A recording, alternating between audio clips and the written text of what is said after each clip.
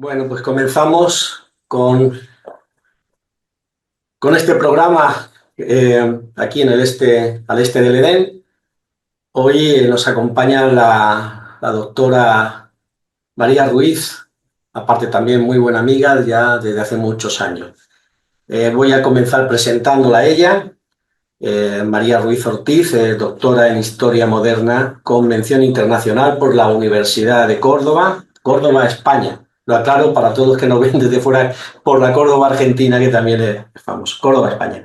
Actualmente es directora del grado de Humanidades de la Universidad Internacional de Valencia y profesora en el grado de Historia.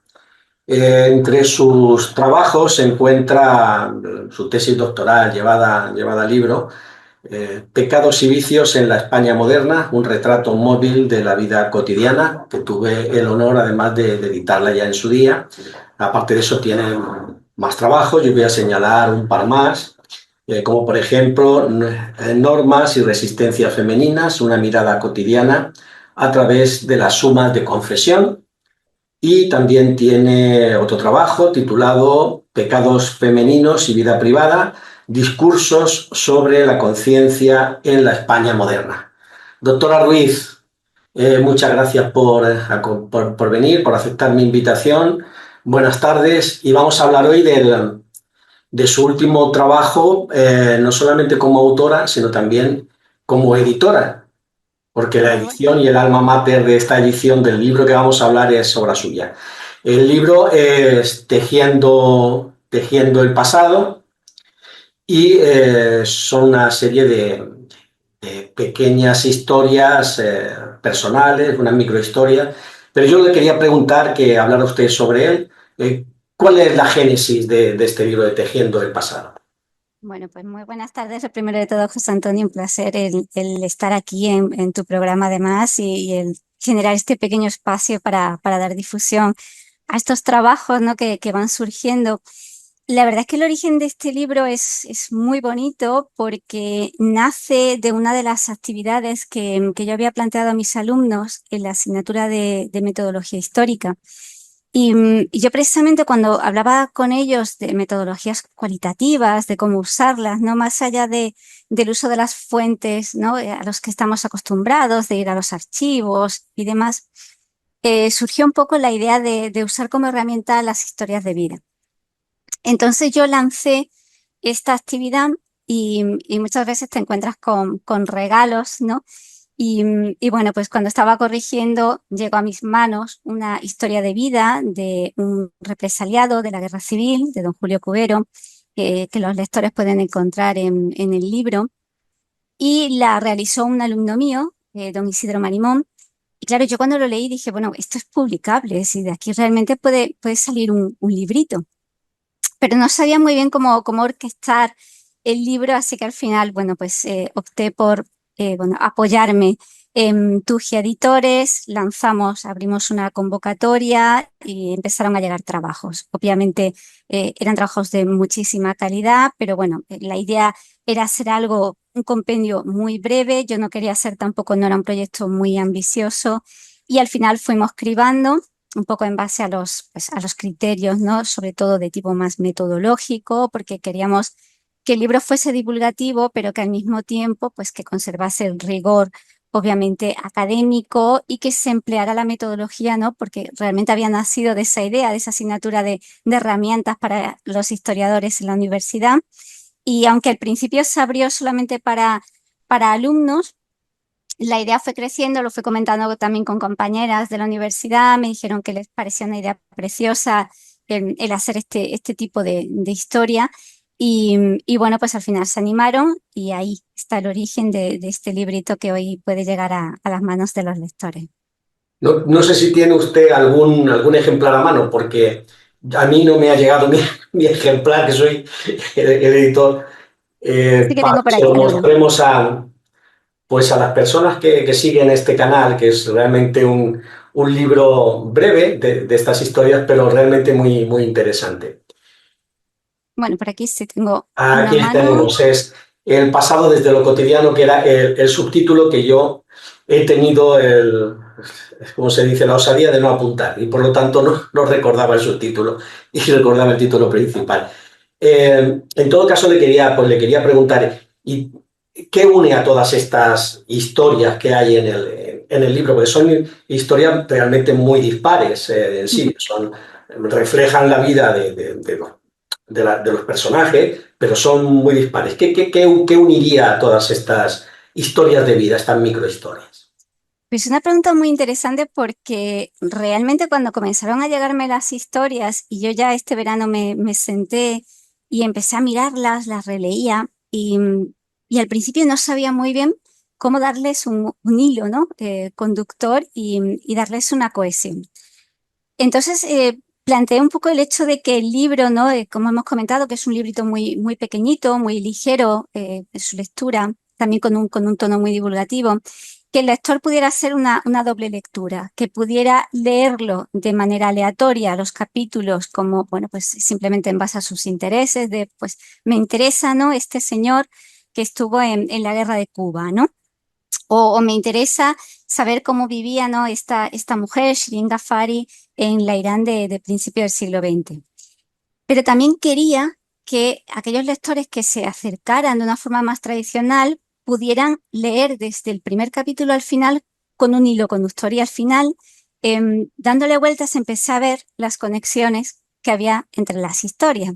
No quiero hacer demasiado spoiler, pero si los lectores se acercan, van a ver que hay tres historias de mujeres, tres historias de hombres. Yo quería además que esa mirada histórica estuviera desde el punto de vista social muy equilibrada en el libro.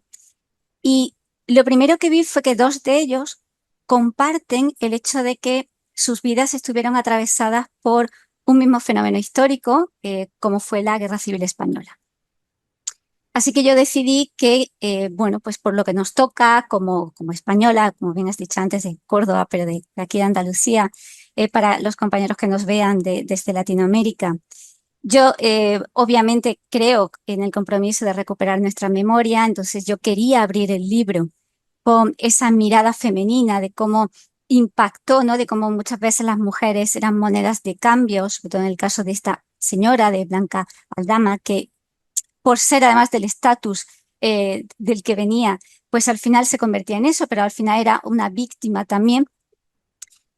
Y al mismo tiempo teníamos a la mirada masculina de un represaliado de la guerra civil, de esta historia que hemos comentado, que fue el germen realmente del libro. Y entonces yo quería abrir y cerrar con estas dos historias desde la mirada femenina y masculina. Luego, si el lector se adentra en el libro, verán que los dos capítulos siguientes, bueno, pues son dos hombres cuyas vidas también, de alguna forma, estuvieron muy influenciadas por acontecimientos bélicos. Si la guerra siempre ha sido una constante a lo largo de la historia, y en este caso tenemos a un personaje, en este caso un personaje pealeño, un personaje jiennense, que estuvo en la guerra de Cuba y que eso nos acerca mucho a la historia de Latinoamérica, ¿no? Realmente el libro además vemos que son historias, muchas de ellas de españoles, pero que al final están muy conectadas también con nuestros hermanos latinoamericanos. Y la otra es precisamente de un argentino que fue piloto en la Segunda Guerra Mundial. Entonces, al final digo, bueno, pues es interesante, ¿no? Porque se cruza ese soldado español que está en la guerra de Cuba y ese soldado argentino que está en esta guerra mundial participando y de cómo se cruza, ¿no? También esa visión de la historia global. Y además, creo que es muy interesante porque luego hablaremos un poco del enfoque metodológico, pero normalmente cuando hacemos este tipo de microhistoria, siempre se habla de que está muy cerca de la historia local, y es cierto, ¿no? Porque hablamos de individuos que en principio no son conocidos, no fueron personajes relevantes en su época, pero en este caso yo quería como ahí jugar un poco también con ese enfoque de cómo esas vidas tan particulares nos pueden dar una visión de la historia global, ¿no? Y jugar un poco ahí. Y finalmente tenemos a dos grandes mujeres que yo creo que nos enseñan, nos dejan una lección importantísima en el libro, que es, bueno, pues lo duro que era ser mujer. Y yo quería, además, a principios del siglo XX, porque hay un contexto espacial y temporal muy que yo en principio no lo había visto y de repente dije, y es increíble porque estamos hablando de qué es ser mujer, ¿no? En el caso de una cordobesa de principios del siglo XX y de todas las vivencias, ahora después hablaremos de ella. Sí, sobre esa cordobesa nos vamos a detener. Exacto. Y sin embargo también al mismo tiempo el describir qué era ser mujer desde la cultura oriental en un país como Irán.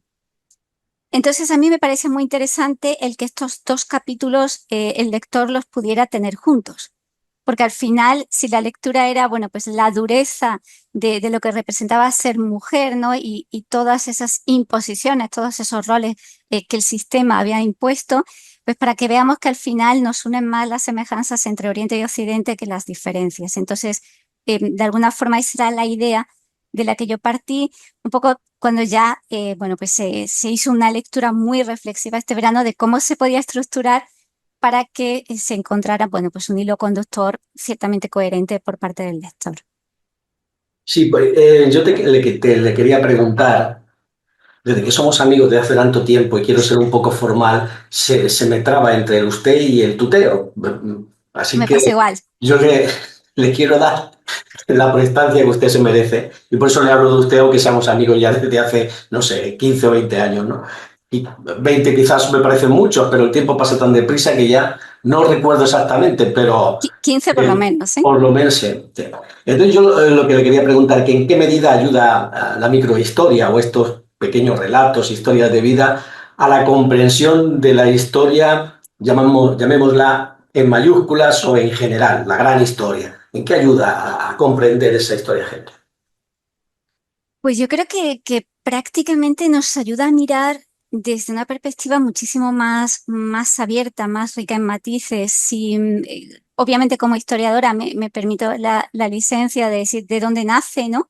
Esta microhistoria, para aquellos que nos estén escuchando, ¿no? En la década de los 70 del siglo pasado, se produce una crisis precisamente dentro de los paradigmas, ¿no? que usábamos en historia y hay una crítica muy fuerte a lo que es la historiografía más tradicionalista, desde la perspectiva de que no todo en historia es tener esa visión atravesada por lo sistémico, por lo estructural, ¿no? Por el fenómeno en sí, el acontecimiento en sí. Pues vamos a estudiar, como hemos comentado antes, la guerra civil. Eh, no es tanto estudiar la guerra civil como un fenómeno aislado, como un acontecimiento bélico que luego va a tener unas implicaciones políticas, sociales, culturales, sino ¿por qué no volvemos la mirada hacia el accionar de los individuos, los sujetos activos que vivieron esos acontecimientos y trazar la historia desde su mirada?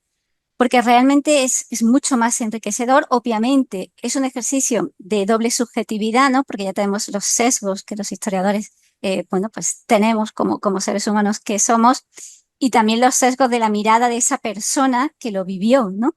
Eh, in situ.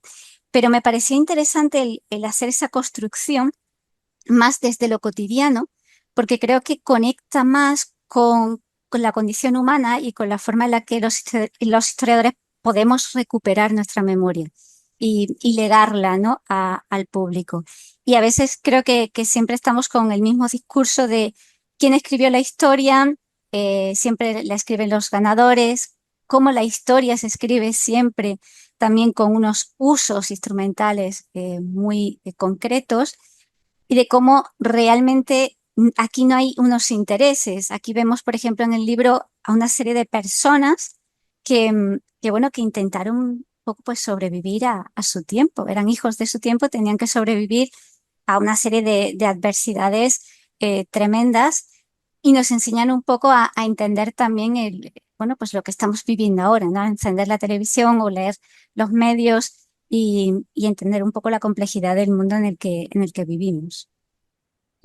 Eh, yo le quería preguntar una cosa al respecto. ¿No corremos el riesgo también, a pesar de que yo he participado aquí también en el libro con una pequeña aportación, no corremos el riesgo de que lleguemos a una historia emocional o a una historia de la percepción que realmente, digamos, acabe con la historia? Porque si la percepción siempre es personal. Ujú. Si nosotros nos volcamos en una historia emocional de la percepción, la historia no puede dejar de tener el sentido, no podría dejar de tener el significado que debería tener. ¿No cree usted que corre en parte ese peligro si no se anda uno con cuidado en estos temas y en estas cosas? Totalmente. De hecho, obviamente, todas las corrientes historiográficas y todas las formas que tengamos de mirar la historia desde la perspectiva que sea, yo siempre digo que tiene sus limitaciones y que eso lo tenemos que tener en cuenta. Por eso, además, cuando uno se acerca, ¿no?, a trabajar, yo con mis alumnos lo comento mucho, trabajar con metodologías cualitativas, yo siempre les digo que intenten trabajar siempre desde enfoques híbridos, porque es la única forma de enriquecer, ¿no? Que no ni se centren solamente en lo puramente cuantitativo y hagan una historia del dato, ¿no? Y nos quedemos ahí y la deshumanicemos. Pero claro, también corremos el riesgo de que si nos quedamos solo en las fuentes cualitativas y ponemos un peso, como tú comentas, en lo emocional, ¿no? En la narrativa, que hace que obviamente la historia cale, porque llega de una forma más directa al lector, porque estás conectando emocionalmente, estás trabajando desde la empatía, más que con un dato, que realmente es algo mucho más frío y que se puede quedar desdibujado. Obviamente corremos ese riesgo, pero yo siempre me pongo a pensar de hay tantas historias, ¿no? Esto pasa como con los libros. Yo que vengo además de una formación en historia cultural con el que fue mi director, con el catedrático Manuel Peña de la Universidad de Córdoba, hay tantos libros como lectores, ¿no? Esa visión de la que nos hablaba Chartier, ¿no? Acerca de, bueno, hay muchas formas de historiar, no hay ninguna que sea mejor que otra. Y creo que lo interesante es siempre tener esa visión más global, más holística, más transversal, para no caer en estos sesgos, ¿no? Yo creo que este tipo de libros, por ejemplo, yo se lo dije a mis alumnos, les dije, es interesante cuando me dijeron, ¿qué valor tiene? Yo les digo, bueno, si queréis estudiar un fenómeno concreto, como es, en este caso, la Guerra Civil Española, tenéis que acercaros a bibliografía que tenga un enfoque obviamente político, económico, además en un tema donde hay una politización tan tremenda, desde distintos enfoques. Si tenéis que saber primero quién está detrás del libro, cómo piensa ese autor, cómo piensa ese historiador, para saber, ¿no?, los sesgos que hay. Y luego sería interesante que lo complementéis con este tipo de visión más de historia de la vida cotidiana, de bajarse un poco a lo que es, como yo digo, el trabajo de campo y bajar un poco más a la realidad del individuo y hacer una combinación. Creo que es lo interesante. Bueno, es un debate ciertamente, como bien dice, interesante, nos llevaría horas. Esperamos eh, que pueda volver por aquí en otra ocasión y hablemos de cosas que en principio parece que solo les interesan a los historiadores, pero que son importantes porque al final son digamos, lo que conduce a un resultado histórico, el trabajo final del historiador. Yo quería centrarme ahora en hablar de su trabajo en este libro, que es sobre una señora que se llama María Teresa López, que dicho así no le suena a nadie, ¿verdad? Pero si yo digo que esta señora es Chiquita la Piconera de Romero de Torres, todo el mundo la va, o bueno, gran parte de las personas ya van a saber a quién me refiero. Usted ha hecho un trabajo sobre María Teresa López. Cuéntenos, cuando llega al personaje, cuáles son sus impresiones al respecto. Bueno, esta es una historia, para mí es una historia muy bonita, creo que muy personal, porque era un trabajo que yo tenía en mente desde hacía muchísimo tiempo y como que no acababa de encontrar el espacio o el momento de hacerlo. Veía más o me focalizaba más en las limitaciones, como tú has comentado, ¿no?, y en las dificultades, porque yo soy muy academicista en ese sentido, soy muy de meterme en un archivo, de tener esas fuentes que pueda trabajar. Y claro, acercarme a alguien, bueno, de la que, como comentaba además al principio del capítulo, prácticamente pues solo hay algunas referencias aisladas, algunos recortes de periódico, pero bueno, era bastante complicado para mí, que me gusta hacer una estructuración muy sólida del discurso histórico, el acercarme a su figura. Pero por otro lado, no me pesaba mucho el decir, bueno, anímate porque yo además ya había trabajado, como tú has comentado anteriormente, desde la perspectiva de historia de las mujeres, de estudios de género en época moderna. Nunca había hecho nada de contemporánea y en este caso estamos hablando de una mujer que vivió, ¿no?, a principios del siglo XX y que nos dejó hace unos años porque tuvo una vida bastante larga. Y yo recuerdo que cuando era una niña pequeña, pues siempre iba con mi abuela y me llevaba a casa de una amiga y esa amiga tenía una copia de este famoso retrato que, bueno, que para los que no lo sepan, pues los que somos cordobeses, pues obviamente la obra de Julio Romero de Torres está presente por todos lados y había muchas reproducciones en las casas. Y entonces yo recuerdo que a mí me impactó mucho el retrato de esa mujer, a mí me parecía una mujer bellísima, pero veía como que había mucha tristeza en la mirada y a mí eso me quedó como así y se quedó ahí, ¿no? Yo era una niña y luego resulta que durante la carrera nos llevaron a visitar el Museo de Julio Romero de Torres en Córdoba y volvió, ¿no? De nuevo, así me volví a encontrar otra vez con la imagen, en este caso con el original, y volvió otra vez a surgir la idea de trabajar acerca de quiénes eran esas musas, ¿no? A mí siempre me había llamado mucho la atención el papel de la mujer como musa, ¿no? Esa instrumentalización que siempre había tenido. Yo estaba fascinada con la historia de Elizabeth Sidal. Elizabeth Sidal, además, tuvo una historia muy trágica. Para todos los que sean amantes del arte prerrafaelista la conocerán. Yo me encontré con su obra, fue la única mujer que además pudo hacer cosas, en este caso dentro de la escuela prerrafaelista, y me encontré con su obra cuando vivía en Oxford, y yo digo, bueno, esto ya parece como señales de hay que hacer algo, ¿no? Y al final, pues ya digamos, la casuística definitiva fue el decir, vale, me voy a poner, voy a empezar a recopilar material y hablando con un colega, con un buen amigo, me dice, María, mi madre la conoció. Y claro, yo ahí fue cuando dije, no me digas, con esto, ahora ya sí que necesito sentarme y ponerme a escribir sobre ella. Y fue así como surgió. Bueno, ¿y quién era realmente? Obviamente, yo me he leído el artículo, no podía ser de otra manera, muy interesante. No tengo por qué coincidir, digamos, necesariamente con los análisis sociopolíticos que se hacen en él, pero sí me parece una aportación muy interesante, muy profesional, magnífica. Pero ¿quién era, según su perspectiva, María Teresa López, chiquita la piconera? Para Pues el... María Teresa.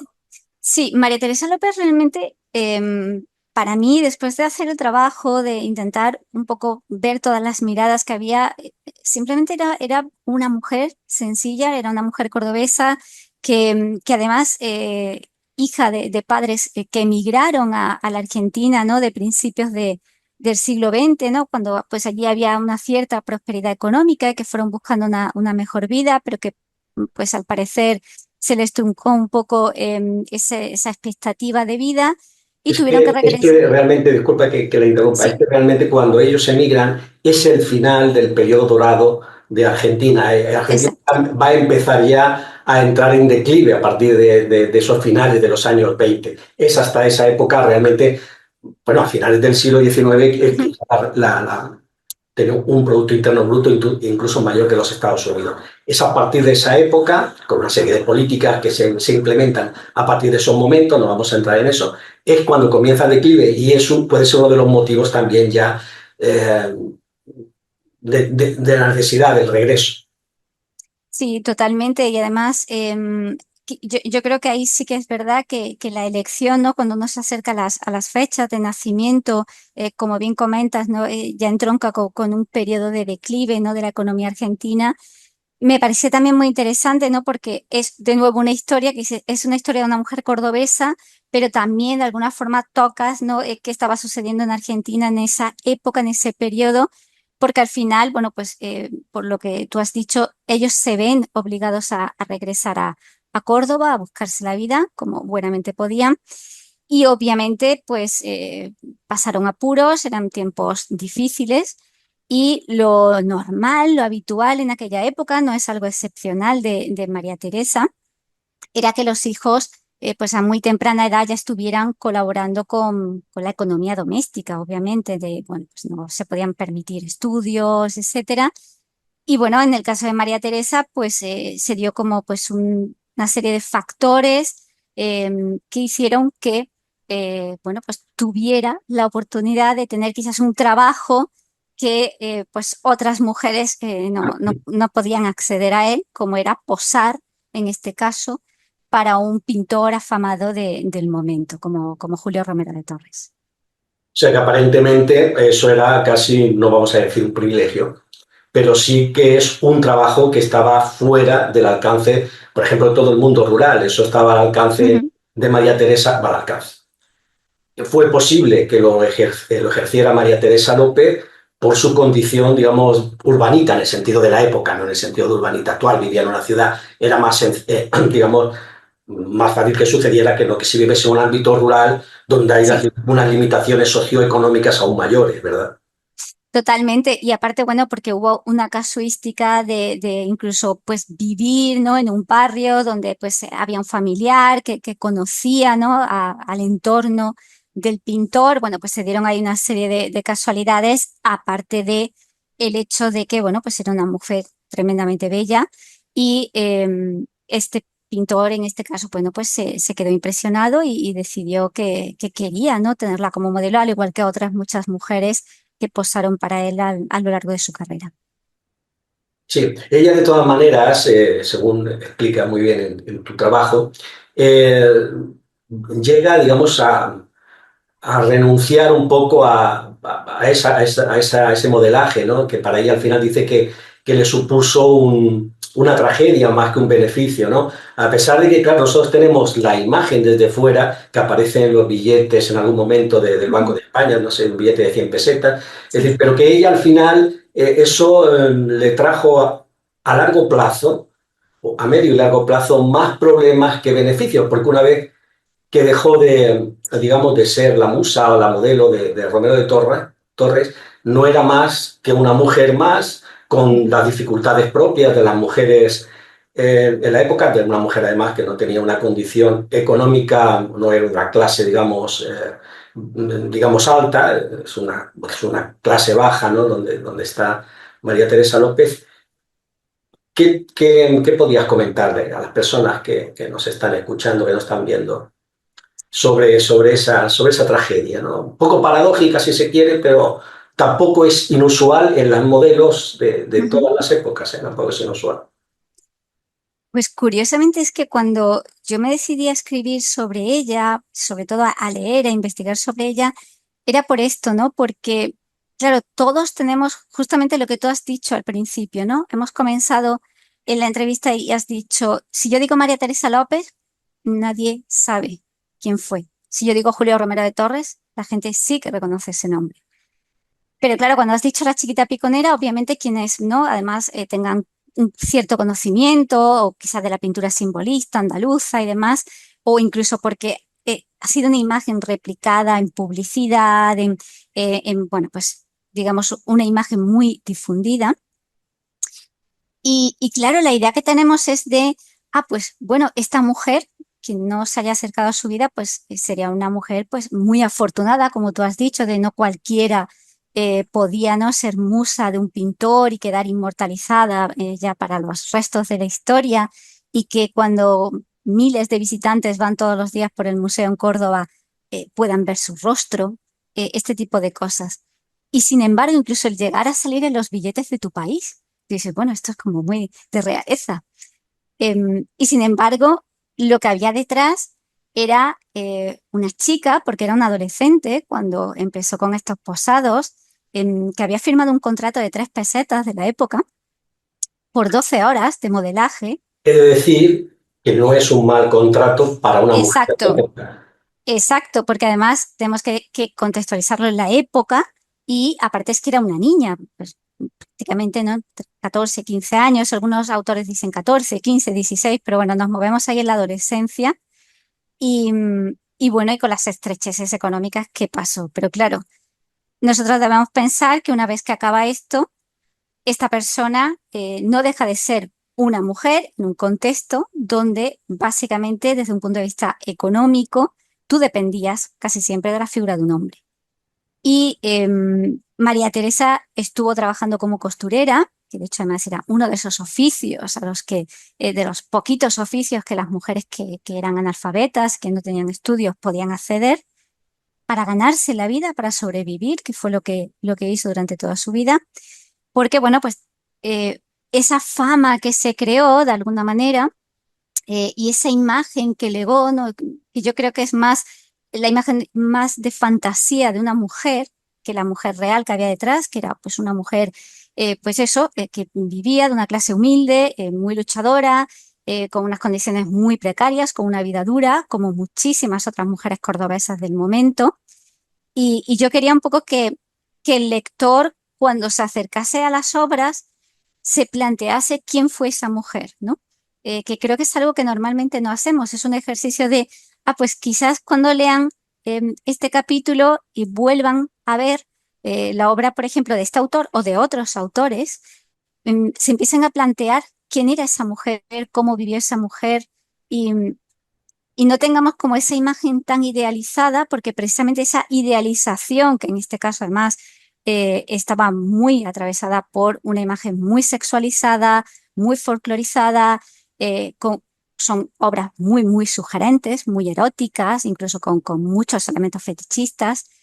Y esto, bueno, pues si a día de hoy quizás no escandaliza, pero claro, si lo contextualizamos en una Andalucía que, bueno, pues que no era precisamente muy avanzada desde un punto de vista tampoco cultural, social, en la década de los 20, de los 30, de los 40, esto marcó totalmente porque hizo que, bueno, pues que la sociedad de su época la percibiera pues como un tipo de mujer, ¿no? Prácticamente muchos autores hablan de, bueno, pues casi esa imagen de prostituta o de mujer muy sexualizada como un objeto sexual y, y esto hizo que ella no pudiera, digamos, tener un desarrollo vital como el de otras mujeres cordobesas, que probablemente su destino era casarse, formar su familia, tener hijos y vivir una vida sencilla, una vida humilde, ¿no? Sí, yo cuando he leído nos quedan apenas unos minutos, en cualquier caso, si esto se nos va, volvemos a conectar si necesitamos unos minutos más. Yo cuando leía este artículo me he acordado de una anécdota eh, de Rita Hayworth. Ujú, Todos tenemos también una imagen muy icónica sobre todo los hombres, de Rita Hayworth en una en una película de los años 40 muy famosa.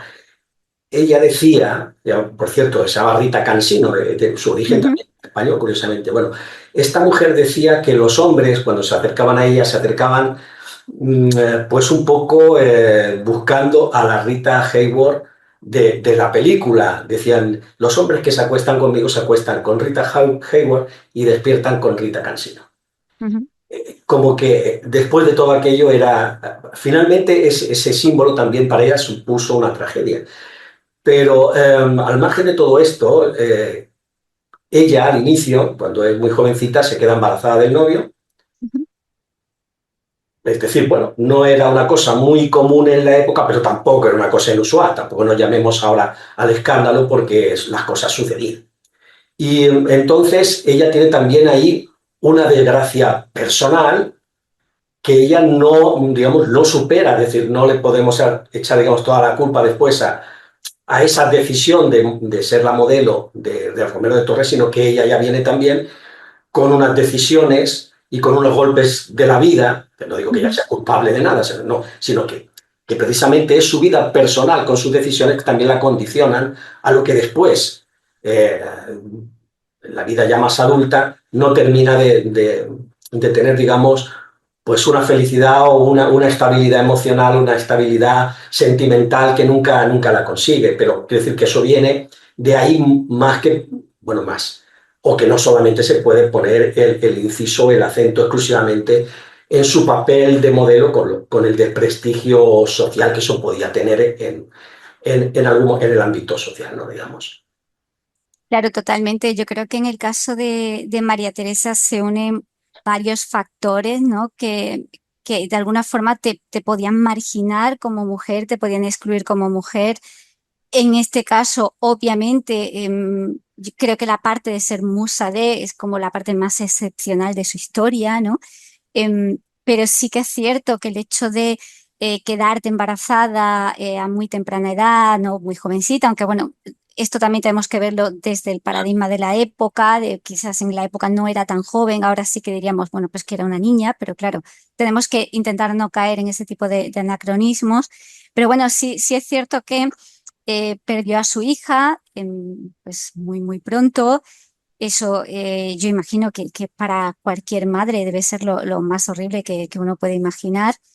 Y el hecho de que además, bueno, pues el hombre con el que estaba, pues fue padre de su hija y demás, la abandonara, bueno, pues esto ya era como de, pues nos encontramos con una mujer muy joven que ha vivido, ¿no? Todo ese proceso de erotización, sexualización por parte del arte, en este caso del arte simbolista de la época, y aparte tenemos una historia de pérdida, ¿no? De un duelo que no supera, de abandono y además de un abandono que toca directamente también a la estructura familiar, ¿no? Porque en aquella época, bueno, pues todo esto prácticamente es casi una papeleta para ganarte el repudio por parte de tus seres queridos o de tu entorno más cercano, porque al final, bueno, pues desde un punto de vista moral, yo siempre he intentado también tratar la historia desde una perspectiva con muchísimo cariño, con muchísimo cuidado, mucho respeto. Creo que siempre debemos hacer eso, no caer tampoco en juicios morales. Todo esto creo que no nos corresponde como historiadores, que esto en todo caso corresponde al lector, ¿no? El que pueda, bueno, pues volcar esas visiones sobre lo acontecido. Pero lo que sí es cierto es que tuvo una vida muy dura y que todo este tipo de elementos digamos que hicieron que si ya el ser mujer en aquella época, mujer de una clase pobre, pues sin acceso a estudios, etcétera, ya era duro de por sí, bueno, pues la vida se le complicó bastante, realmente. Pues doctora, ha sido un placer hablar con usted. Yo espero que venga más veces a este canal y hablemos de otros temas, a lo mejor más polémicos, pero como siempre digo, en libertad. Y la libertad no es solamente para que los invitados que vengan me den a mí la razón en mis posiciones o en mi visión de la historia o de la política, sino para que los que vengan den también la suya y podamos contrastar con argumentos, porque al final yo creo que eso es lo realmente enriquecedor, que haya argumentos desde una perspectiva y desde otra y que nos ayuden pues, a dar una visión, digamos, a veces desde la discrepancia, pero desde, desde el respeto que yo creo que nos hace mucha falta en estos instantes, tal como están Bueno, los pues José temas. Antonio, gracias a ti por invitarme a tu canal, sobre todo también por rendir este homenaje, ¿no? A una obra que yo creo que, bueno, pues que parte de un estudio muy modesto, pero que la intención es que el lector se acerque, que mire la historia desde otra perspectiva. Y nada, y encantada de volver a tu canal cuando tú me invites a debatir sobre historia. Para mí ha sido un placer y espero que nos veamos pronto. Gracias, María. Pues así se hará. Hablaremos de historia. Y como decían en los años 70 aquellos de los Antipicoli, la próxima semana hablaremos del gobierno. Estupendo. Nosotros hablaremos siempre de historia. Un abrazo, doctora. Un Cuídese, abrazo. cuídese. Soy José Antonio Quesada. Bienvenidos a la libertad.